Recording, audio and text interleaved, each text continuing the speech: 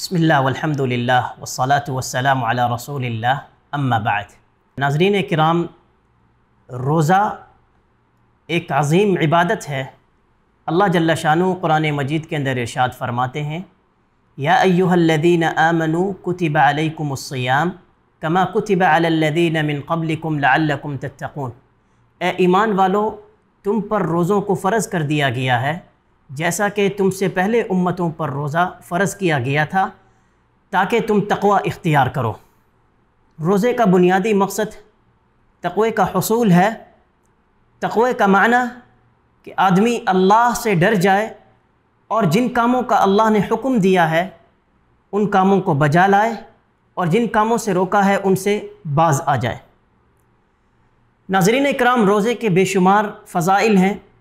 سب سے پہلی فضیلت جو اس آیت کے اندر بیان کی گئی کہ روزہ صرف اس امت پر فرض نہیں کیا گیا بلکہ پچھلی تمام امتوں پر بھی اللہ رب العزت نے روزے کو فرض کیا تھا۔ دوسری فضیلت روزے کی کہ اس روزے کے ذریعے انسان اپنے گناہوں کی بخشش طلب کرتا ہے، اس کے گناہ معاف کیے جاتے ہیں۔ رسول اکرم صلی اللہ علیہ وسلم نے ارشاد فرمایا، من صام رمضان ایمانا واحتسابا غفر له ما تقدم من ذنبه۔ جو شخص ایمان کی حالت میں اللہ سے اجر و ثواب کی امید رکھتے ہوئے روزہ رکھے گا، اس کے پچھلے گناہوں کو معاف کر دیا جائے گا۔ اس حدیث سے معلوم ہوا کہ روزے کے لیے بنیادی شرط ایمان ہے۔ اسی لیے قرآن مجید میں جب روزے کا حکم دیا گیا تھا اس میں بھی مخاطب ایمان کے ذریعے کیا گیا تھا، یا ایہا الذین آمنوا کتب علیکم الصیام۔ اس حدیث میں بھی رسول اکرم صلی اللہ علیہ وسلم نے ارشاد فرمایا، من صام رمضان ایمانا، جو ایمان کی حالت میں روزہ رکھے گا اللہ رب العزت اس کے پچھلے گناہوں کو معاف کر دیں گے۔ رسول اکرم صلی اللہ علیہ وسلم نے ارشاد فرمایا، 5 نمازیں، ایک جمعہ سے دوسرا جمعہ، ایک رمضان سے دوسرا رمضان، ان کے درمیان کیے جانے والے گناہوں کا کفارہ بن جاتا ہے۔ شرط یہ ہے کہ آدمی جو ہے وہ کبائر سے اجتناب کرے۔ روزے کی تیسری فضیلت کہ روزے کا اجر اور ثواب جو ہے یہ بے حساب ہے، یہ متعین نہیں ہے۔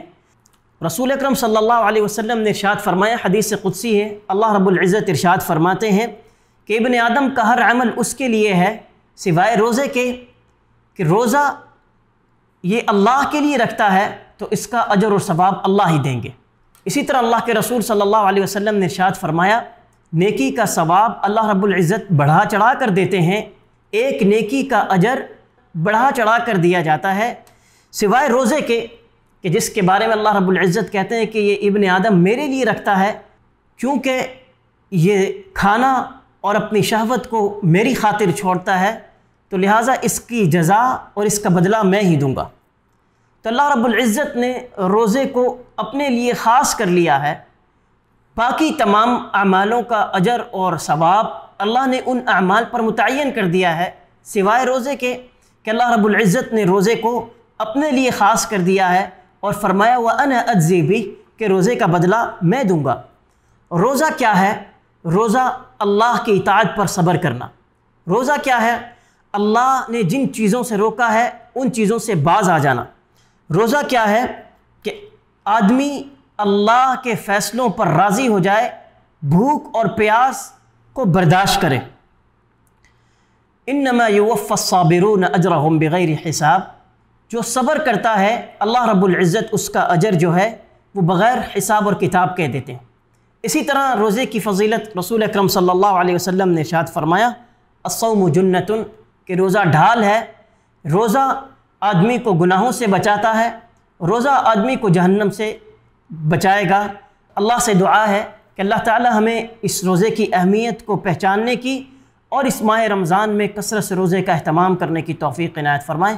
وآخر دعوانا ان الحمد للہ رب العالمین، والسلام علیکم ورحمۃ اللہ وبرکاتہ۔